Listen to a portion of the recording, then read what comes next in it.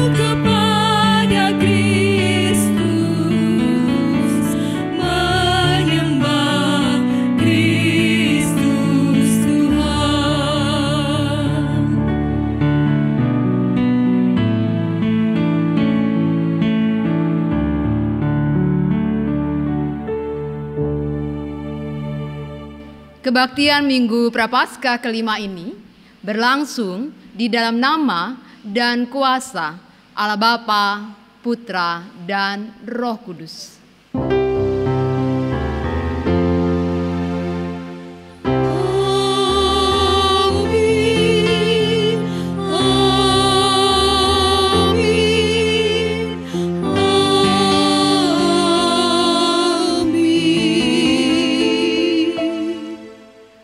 Tuhan beserta saudara, kini dan selamanya. Kehidupan manusia tidak terlepas dari berbagai macam penderitaan dan peristiwa duka. Seringkali kita tidak memiliki kemampuan untuk mengatasi berbagai macam persoalan itu, sehingga terasa begitu berat dan sulit untuk diatasi. Kesulitan mengatasi persoalan dan beratnya penderitaan yang harus ditanggung dapat menimbulkan sikap pesimis, frustasi, dan tidak berdaya. Berbagai penderitaan dan peristiwa duka dapat membuat seseorang bersikap menyerah, kalah, dan tidak memiliki semangat untuk bangkit dari keterpurukan. Memasuki Minggu Prapaskah kelima ini, umat diajak untuk belajar percaya pada kuasa Allah yang mampu membangkitkan yang sudah mati dan memberi kekuatan baru untuk tidak menyerah kalah, atau terbelenggu oleh berbagai penderitaan dan peristiwa duka.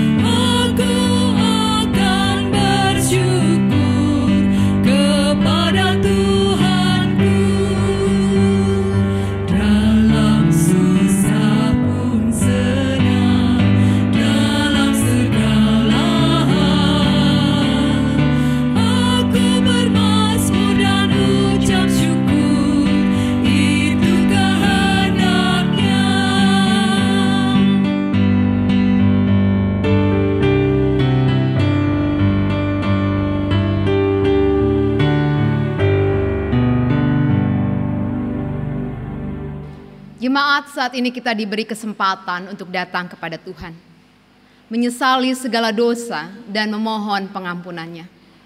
Marilah saya mengajak kita datang kepada Tuhan melalui doa secara pribadi. Mari kita berdoa.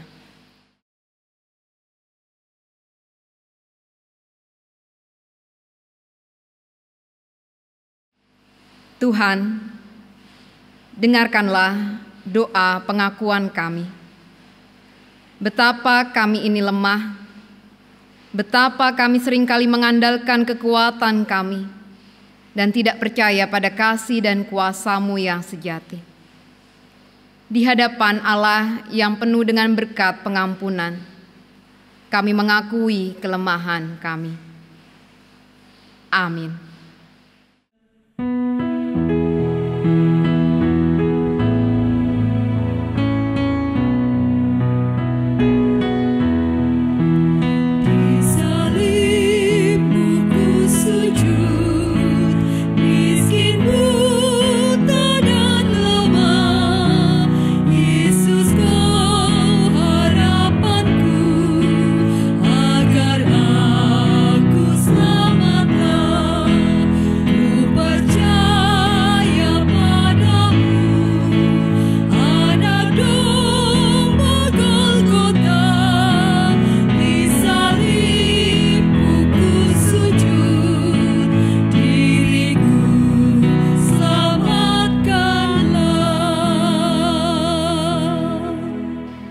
Jemaat yang dikasihi Tuhan, setelah kita dengan tulus mengakui segala kelemahan kita, marilah kita menerima anugerahnya sebagaimana yang disaksikan oleh Paulus kepada jemaat di Roma, pasal 4 ayat 7-8 yang berkata demikian.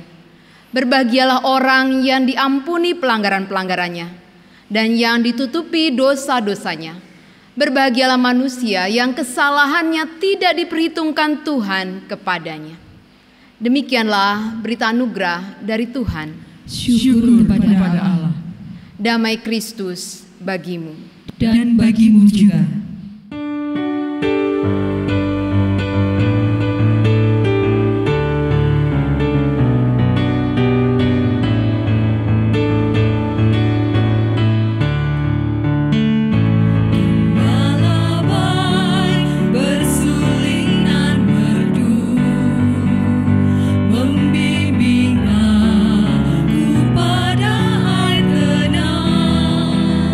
Dan memberi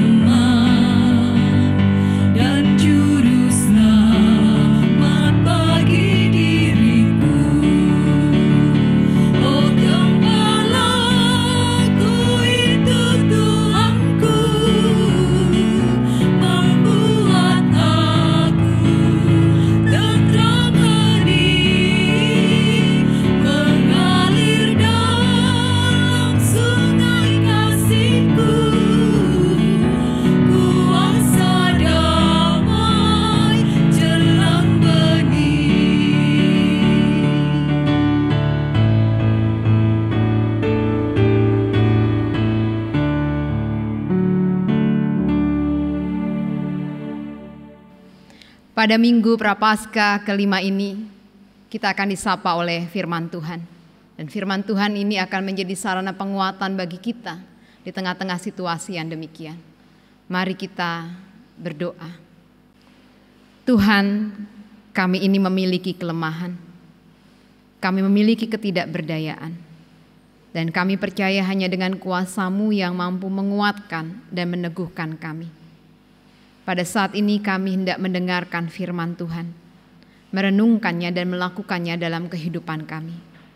Kiranya Tuhan menolong kami dan menganugerahkan kami kekuatan dan kuasa Roh Kudus. Bersabdalah bagi kami ya Tuhan, di dalam nama-Mu kami berdoa. Amin. Pada kesempatan minggu ini, pembacaan Injil diambil dari kitab Injil Yohanes, pasal 11, ayat 1 sampai dengan ayat 45. Demikian firman Tuhan. Ada seorang yang sedang sakit, namanya Lazarus. Ia tinggal di Betania, kampung Maria dan adiknya Marta. Maria ialah perempuan yang pernah meminyaki kaki Tuhan dengan minyak mur dan menyekanya dengan rambutnya. Dan Lazarus yang sakit itu adalah saudaranya. Kedua perempuan itu mengirim kabar kepada Yesus. Tuhan, dia yang Engkau kasihi sakit. Ketika Yesus mendengar kabar itu, ia berkata, penyakit itu tidak akan membawa kematian, tetapi akan menyatakan kemuliaan Allah. Sebab oleh penyakit itu anak Allah akan dimuliakan. Yesus memang mengasihi Marta dan kakaknya dan Lazarus. Namun setelah didengarnya bahwa Lazarus sakit, ia sengaja tinggal 2 hari lagi di tempat di mana ia berada. Tetapi sesudah itu ia berkata kepada murid-muridnya, mari kita kembali lagi ke Yudea. Murid-murid itu berkata kepadanya, Rabi, baru-baru ini orang-orang Yahudi mencoba melempari engkau. Masih maukah engkau kembali ke sana? Jawab Yesus, bukankah ada 12 jam dalam satu hari? Siapa yang berjalan pada siang hari kakinya tidak terantuk karena ia melihat terang dunia ini. Tetapi jikalau seorang berjalan pada malam hari kakinya terantuk karena terang tidak ada dalam dirinya. Demikianlah perkataannya dan sesudah itu ia berkata kepada mereka, Lazarus saudara kita telah tertidur. Tetapi aku pergi ke sana untuk membangunkan dia dari tidurnya. Maka kata murid-murid itu kepadanya, Tuhan, jikalau ia tertidur ia akan sembuh. Tetapi maksud Yesus ialah tertidur dalam arti mati. Sedangkan sangka mereka Yesus berkata tentang tertidur dalam arti biasa. Karena itu Yesus berkata dengan terus terang, Lazarus sudah mati. Tetapi syukurlah aku tidak hadir pada waktu itu. Sebab demikian lebih baik bagimu supaya kamu dapat belajar percaya. Marilah kita pergi sekarang kepadanya. Lalu Thomas yang disebut Didimus berkata kepada teman-temannya yaitu murid-murid yang lain, marilah kita pergi juga untuk mati bersama-sama dengan dia. Maka ketika Yesus tiba, didapatinya Lazarus telah 4 hari berbaring di dalam kubur. Betania terletak dekat Yerusalem, kira-kira 2 mil jauhnya. Di situ banyak orang Yahudi telah datang kepada Marta dan Maria untuk menghibur mereka, berhubung dengan kematian saudaranya. Ketika Marta mendengar bahwa Yesus datang, ia pergi mendapatkannya, tetapi Maria tinggal di rumah. Maka kata Marta kepada Yesus, Tuhan, sekiranya Engkau ada di sini, saudaraku pasti tidak mati. Tetapi seorang pun aku tahu bahwa Allah akan memberikan kepadamu segala sesuatu yang engkau minta kepadanya. Kata Yesus kepada Marta, saudaramu akan bangkit. Kata Marta kepadanya, aku tahu bahwa ia akan bangkit pada waktu orang-orang bangkit pada akhir zaman. Jawab Yesus, akulah kebangkitan dan hidup. Barang siapa percaya kepadaku, ia akan hidup walaupun ia sudah mati. Dan setiap orang yang hidup dan yang percaya kepadaku tidak akan mati selama-lamanya. Percayakah engkau akan hal ini? Jawab Marta, ya Tuhan, aku percaya bahwa engkaulah Mesias, anak Allah, Dia yang akan datang ke dalam dunia. Dan sesudah berkata demikian, ia pergi memanggil saudaranya Maria dan berbisik kepadanya, Guru ada di sana dan ia memanggil engkau. Mendengar itu Maria segera bangkit lalu pergi mendapatkan Yesus. Tetapi waktu itu Yesus belum sampai ke dalam kampung itu. Ia masih berada di dalam tempat Marta menjumpai dia. Ketika orang-orang Yahudi yang bersama-sama dengan Maria di rumah itu untuk menghiburnya, melihat bahwa Maria segera bangkit dan pergi keluar, mereka mengikutinya karena mereka menyangka bahwa ia pergi ke kubur untuk meratap di situ. Setibanya Maria di tempat Yesus berada dan melihat dia, tersungkurlah ia di depan kakinya dan berkata kepadanya, Tuhan, sekiranya engkau ada di sini, saudaraku pasti tidak mati. Ketika Yesus melihat Maria menangis dan juga orang-orang Yahudi yang datang bersama-sama dia, maka masyulah hatinya. Ia sangat terharu dan berkata, di manakah dia kamu baringkan? Jawab mereka, Tuhan, marilah dan lihatlah. Maka menangislah Yesus. Kata orang-orang Yahudi, lihatlah betapa kasihnya kepadanya. Tetapi beberapa orang di antaranya berkata, ia yang memelekan mata orang buta, tidak sanggupkah ia bertindak sehingga orang ini tidak mati? Maka masyulah pula hati Yesus. Lalu ia pergi ke kubur itu. Kubur itu adalah sebuah goa yang ditutup dengan batu. Kata Yesus, angkat batu itu. Marta, saudara orang yang meninggal itu berkata kepadanya, Tuhan, ia sudah berbau, sebab sudah 4 hari ia mati. Jawab Yesus, bukankah sudah kukatakan kepadamu, jikalau engkau percaya, engkau akan melihat kemuliaan Allah. Maka mereka mengangkat batu itu. Lalu Yesus menengadah ke atas dan berkata, Bapa, aku mengucap syukur kepadamu karena engkau telah mendengarkan aku. Aku tahu bahwa engkau selalu mendengarkan aku, tetapi oleh karena orang banyak yang berdiri di sini mengelilingi aku mengatakannya supaya mereka percaya bahwa engkaulah yang telah mengutus aku. Dan sesudah berkata demikian, berserulah ia dengan suara keras, Lazarus, marilah keluar. Orang yang telah mati itu datang keluar, kaki dan tangannya masih terikat dengan kain kapan dan mukanya tertutup dengan kain peluh. Kata Yesus kepada mereka, bukalah kain-kain itu dan biarkan ia pergi. Banyak di antara orang-orang Yahudi yang datang melawat Maria dan yang menyaksikan sendiri apa yang telah dibuat Yesus, percaya kepadanya. Demikianlah firman Tuhan. Yang berbahagia adalah mereka yang mendengarkan firman Allah dan yang memeliharanya. Hosiana. Hosiana, Hosiana, Hosiana.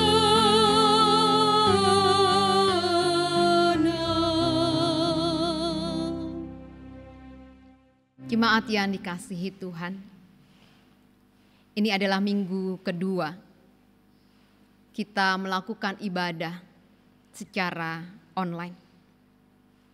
Kita melakukan ibadah tidak seperti minggu-minggu sebelumnya. Kita tidak tahu bersama sampai kapan kondisi ini. Sampai kapan kita tidak bisa bertemu secara langsung. Sampai kapan kita tidak bisa beribadah dalam sebuah persekutuan yang nyata. pada minggu yang lalu ketika GKJ Purwokerto mengadakan ibadah online. Setelah ibadah berlangsung, ada beberapa jemaat yang mengirimkan kesan dan perasaan mereka ketika mengikuti ibadah online. Ada seorang ibu yang dalam proses pengobatan kanker berkata, sangat bersyukur untuk saya yang filternya sudah tipis. Pembentukan imun sudah diangkat. Sangat riskan untuk kondisi ini. Tapi Tuhan Yesus luar biasa. Atau ada seorang bapak yang mengirimkan pesan dan berkata demikian. Karena tidak biasa beribadah di rumah. Semalam saya tidak bisa tidur, Bu. Menanti pagi pukul jam 8 untuk ikut beribadah seolah-olah mau ada tamu di rumah saya. Ternyata tamunya Tuhan Yesus. Sudah plong sekarang, sudah mendengarkan firman-Nya. Atau ada seorang bapak yang juga mengirimkan pesannya demikian. Bu, baru kali ini saya mengikuti ibadah online. Kok rasanya mengharunkan sekali. Tentu ini bukan hal yang biasa. Minggu adalah hari persekutuan. Bertemu dengan Tuhan, tetapi juga dengan umat-Nya. Mengalami perjumpaan dengan Tuhan, tetapi mengalami persekutuan dengan saudara-saudara seiman. Tetapi dalam masa-masa ini, kita tahu bahwa menjadi sangat riskan untuk bisa bertemu dan beribadah secara bersama. Namun biarlah kita bisa belajar bahwa betapa pentingnya arti sebuah persekutuan. Namun di sisi lain, keterpaksaan yang membuat kita melakukan ibadah secara online ternyata membuat kita belajar bersyukur. Karena dalam situasi seperti ini, Tuhan sudah menganugerahkan perkembangan teknologi yang baik, yang membuat kita masih bisa merasakan ibadah bersama dengan jemaat yang lain, meski tidak berjumpa secara fisik. Dan kita belajar mengakui Tuhan itu hadir dan bisa dijumpai dimanapun dan kapanpun. Dan kita akhirnya belajar betapa indahnya beribadah di dalam keluarga. Bapak Ibu yang dikasihi Tuhan, kehadiran Tuhan itu melampaui segala masa, situasi, dan tempat. Kehadirannya tidak hanya berperan untuk menyampaikan pesan kepada umat dan kepada dunia ini, tetapi kehadirannya turut merasakan apa yang dirasakan dunia. Seperti yang boleh kita baca bersama dalam kitab Injil Yohanes pasal 11 ayat 1 sampai 45. Dikatakan di situ bagaimana kedekatan Yesus dengan keluarga Lazarus, Maria, dan Marta. Dan bagaimana Yesus tahu kondisi Lazarus yang sedang mengalami sakit. Yesus dengan sengaja menunda perkunjungannya. Dan ia kemudian tahu bahwa Lazarus sudah mati. Tetapi kematian Lazarus tidak pernah menjadikan Yesus mengurungkan niatnya menjumpai mereka. Yesus menghampiri Marta dan Maria. Yesus memperlihatkan keberpihakannya kepada kesedihan dan kedukaan Maria dan Marta. Maskullah hati Yesus dan menangislah dia. Seperti halnya yang kita baca dalam kitab Injil Yohanes pasal 11 ayat 1 sampai 45. Diceritakan di situ bagaimana Yesus mengetahui kondisi Lazarus, orang yang dikasihinya, saudara Marta dan Maria. Yesus mendengar bahwa Lazarus dalam kondisi sakit, dan keluarga mengirimkan kabar kepada Yesus agar Yesus datang kepada mereka, menemui Lazarus, menjamahnya dan menyembuhkannya. Karena keluarga meyakini Yesus memiliki kuasa untuk bisa menyembuhkan dan memulihkan Lazarus. Tetapi Yesus memilih untuk bertahan, menunggu waktu yang tepat. Dan waktu yang tepat adalah justru ketika Lazarus berada dalam kondisi yang sudah mati, meninggal. Dan Yesus kemudian mengambil keputusan untuk menemui mereka. Karena Yesus tahu bahwa di mana kondisi yang menurut manusia sudah tidak ada harapan, tidak ada lagi yang bisa diupayakan, sesungguhnya kuasa Tuhan masih sangat bekerja. Dan ketika Yesus menemui mereka, Marta datang menghampiri. Dan Marta berkata, "Tuhan, seandainya saja Engkau tidak terlambat, tentu saudaraku Lazarus masih hidup." Tetapi Yesus masih ingin bertemu dan menemui Lazarus. Dan ketika melihat bagaimana kesedihan Marta dan Maria, serta orang banyak di sana, maka masyurlah hati Yesus. Dan menangislah ia. Dan orang banyak tahu betapa Yesus mengasihi Lazarus, Maria, Marta, dan keluarga mereka. Meskipun tentu masih ada beberapa orang yang mempertanyakan kuasa Yesus. Yesus menangis dan merasa masyur hatinya. Sama seperti hal yang terjadi saat ini.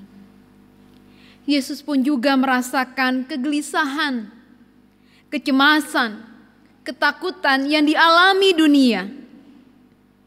COVID-19 membawa pengaruh yang luar biasa. Tidak hanya bicara soal kesehatan, tetapi juga pergumulan ekonomi, politik, dan keamanan terjadi. Kecemasan dan ketakutan menimbulkan kelemahan di mana-mana. Tetapi tidak jarang juga memperlihatkan kekuatan. Tetapi justru kekuatan yang dinampakkan oleh manusia seringkali menjadi gelap mata. Tidak banyak atau tidak sedikit orang yang mengambil keuntungan di atas kelemahan, mengumpulkan dan menjual barang dengan harga yang sangat fantastik. Bahkan tidak sedikit juga yang memproduksi dan menyebarkan berita hoax yang menimbulkan kepanikan di sana-sini. Dan juga tidak jarang suara-suara yang bersikap dan berkomentar tanpa empati kepada pasien dan keluarga. Sesungguhnya melihat kondisi ini, masyurlah hati Yesus. Dan tentu ia menangis. Tapi mengapa masih dibiarkan kondisi ini? Apa yang bisa kita dapati? Tentu ketika Yesus berkata, waktunya akan datang dan Dia menemui kita. Ada kekuatan dan kuasa yang hendak dinyatakan. Dan kita percaya pada waktunya sama dengan kehadiran Yesus di depan makam Lazarus dan berkata dengan seru, "Lazarus, marilah keluar."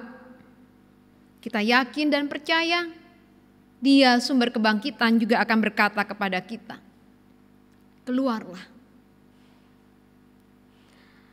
Buka kain kapan dan mukanya yang tertutup dengan kain peluh itu.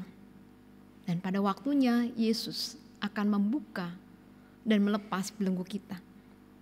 Lalu bagaimana kita menjawab kekuatan dan kebangkitan Yesus di tengah-tengah kondisi sekarang? Bagaimana kita meyakini bahwa kemasjulan hatinya dan tangisnya juga berada bagi kita, disertai dengan semangat dan kekuatannya. Jangan putus asa, tetapi putus dengan mata rantai COVID-19, dengan berani stay at home, menghindari bepergian jika tidak ada hal-hal yang sangat penting. Terus mengembangkan kebersamaan di dalam keluarga, bergerak dengan empati kepada para korban dan juga keluarganya. Teruslah berdoa agar pemerintah bisa menanggulangi dengan baik. Teruslah berdoa untuk para medis yang mengambil risiko sangat besar untuk menolong mereka yang terpapar COVID-19. Dan jawablah ketika Tuhan mengatakan kepada kita, keluarlah. Bagaimana caranya? Maka marilah saya mengajak bersama dengan GKJ Purwokerto dan Klasis Banyumas Utara, kita akan menjawab kebangkitan dan semangat Tuhan ini dengan rencana yang sudah dibuat, yaitu mendata warga yang terganggu ekonominya karena corona. Dan kita berharap kita bisa menyokong setidaknya memberikan bantuan sembako. Yang kedua, kita akan menyiapkan bahan-bahan medis yang bisa mencegah corona seperti hand sanitizer dan masker kepada warga dan masyarakat yang karena kondisi seperti ini masih harus berjuang dan harus melakukan mobilitas di luar sana dengan resiko yang tinggi. Dan yang terakhir, mengumpulkan dana untuk membantu rumah sakit yang butuh bantuan untuk ADP dalam penanganan corona ini. Tuhan sumber kebangkitan kita, dan kiranya kita tetap punya semangat. Amin.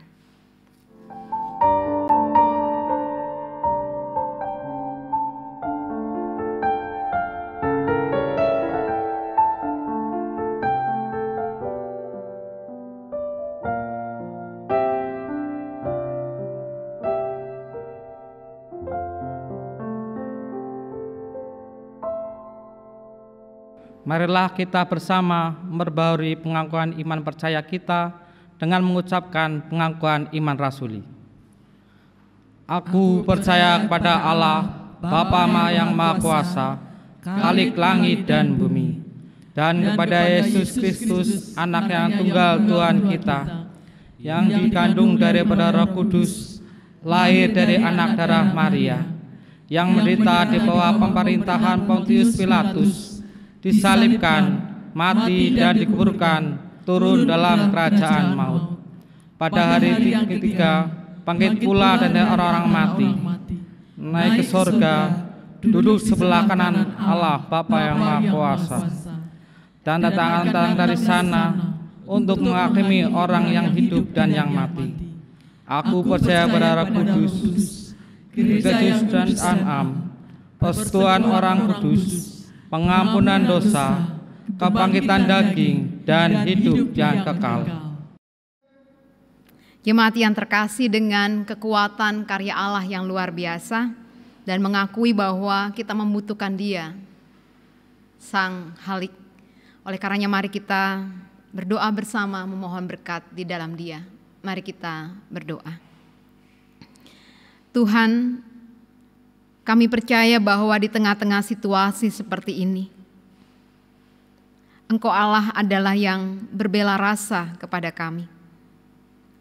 Hatimu masyhul, menangis, merasakan kecemasan, ketakutan dan kekhawatiran kami.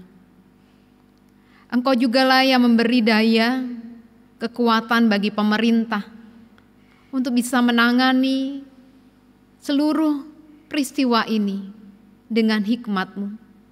Engkau akan menolong pemerintah untuk bisa menjadi sarana Allah, melindungi rakyat dan mendapatkan kesehatan yang baik.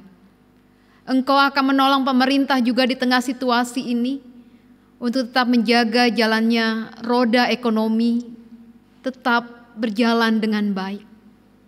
Engkau juga akan menolong pemerintah menjaga stabilitas politik di tengah-tengah situasi seperti ini juga dengan baik.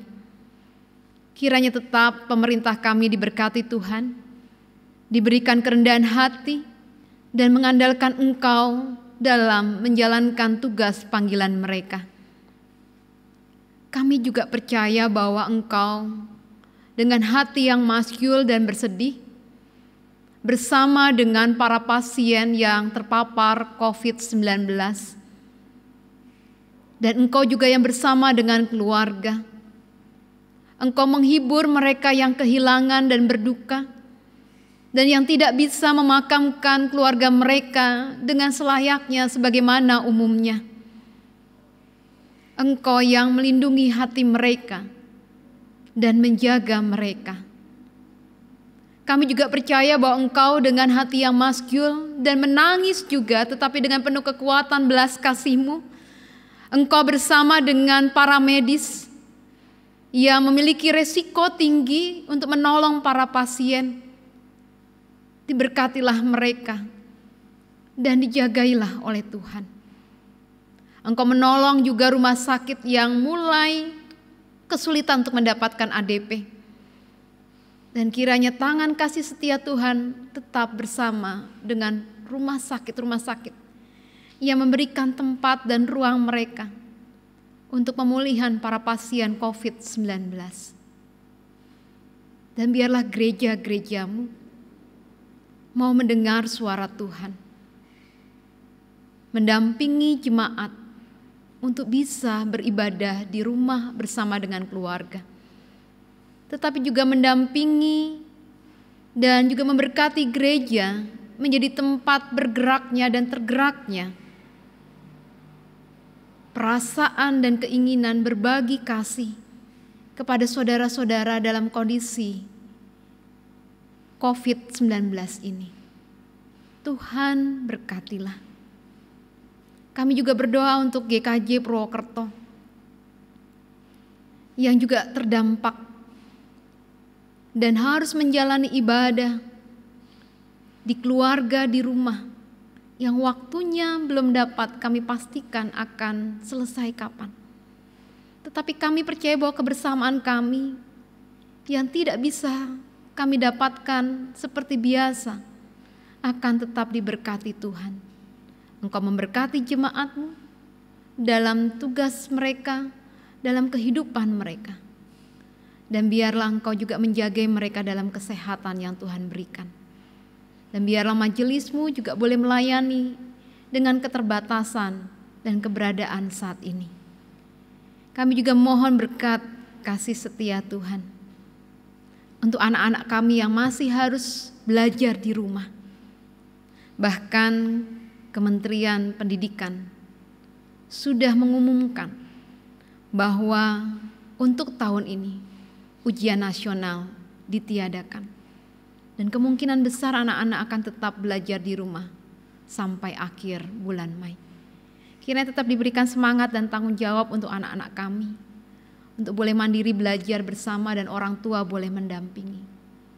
Kami percaya kasih setia-Mu Bapa, dan kami juga mohon berkat-Mu untuk saudara-saudara kami yang meskipun dalam kondisi riskan dan risiko ini masih harus bekerja di luar dan juga masih harus bisa mendampingi keluarga mereka untuk kebutuhan hidup mereka sehari-hari.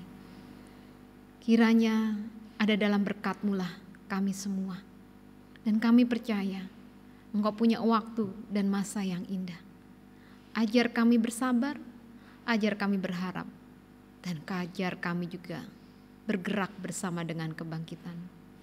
Di dalam nama Kristus Yesus kami berdoa. Amin.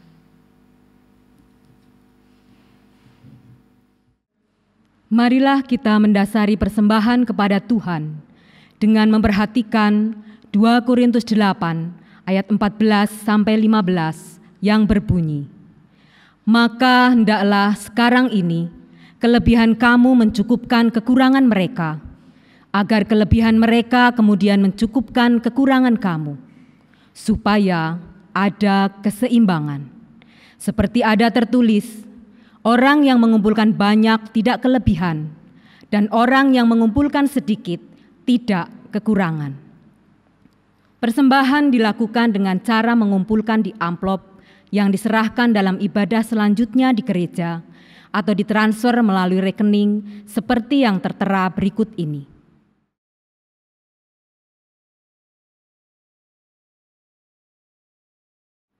Persembahan akan diiringi dengan Kidung Jemaat 439, bait 1, Bila topan keras melanda hidupmu.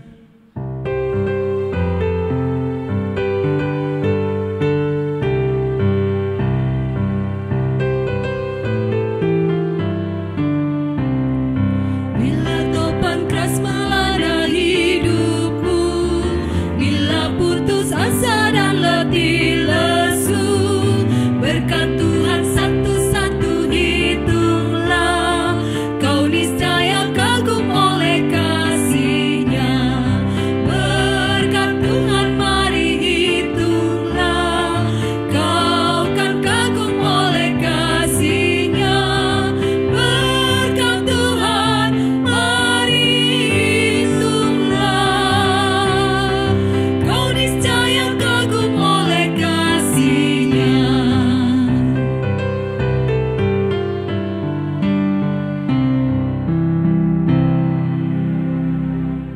Mari kita berdoa. Tuhan Allah Bapa kami yang Maha Kasih dan Maha Mulia, kami datang menghadap kehadirat-Mu ya Tuhan, menghaturkan persembahan yang sudah kami kumpulkan. Kiranya Engkau menyucikan dan menguduskan. Tuhan, kiranya para pengelola persembahan di gereja ini, Tuhan berikan hikmat dan kebijaksanaan. Kami haturkan doa ini hanya di dalam nama Tuhan kami Yesus Kristus yang sudah mengajarkan doa Bapa kami. Bapa kami yang ada di surga, dikuduskanlah nama-Mu, datanglah kerajaan-Mu, jadilah kehendak-Mu di bumi seperti di surga. Berikanlah kami pada hari ini makanan kami yang secukupnya, dan ampunilah kami akan kesalahan kami, seperti kami juga mengampuni orang yang bersalah kepada kami. Dan janganlah membawa kami ke dalam pencobaan, tetapi lepaskanlah kami daripada yang jahat. Karena Engkaulah yang empunya kerajaan dan kuasa dan kemuliaan sampai selama-lamanya. Amin. Marilah kita menyanyikan pujian pengutusan Kidung Jemaat 426, bait 1. Kita harus membawa berita.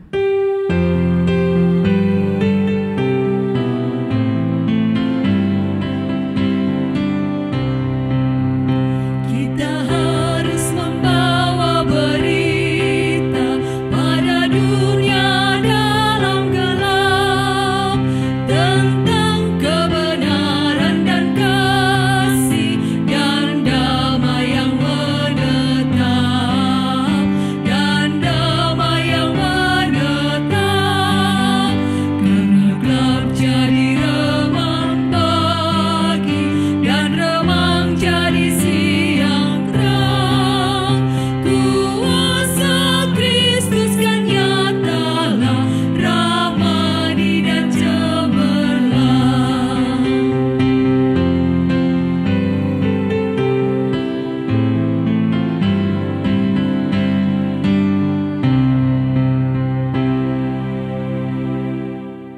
Arahkanlah hatimu kepada Tuhan, Kami mengarahkan hati kepada Tuhan. jadilah saksi Kristus, Syukur kepada Allah, terpujilah Tuhan, kini dan selamanya. terimalah berkat Tuhan. Tuhan memberkati saudara dan melindungi saudara. Tuhan menyinari saudara dengan wajah-Nya dan memberi saudara kasih karunia. Tuhan menghadapkan wajah-Nya kepada saudara dan memberi saudara damai sejahtera.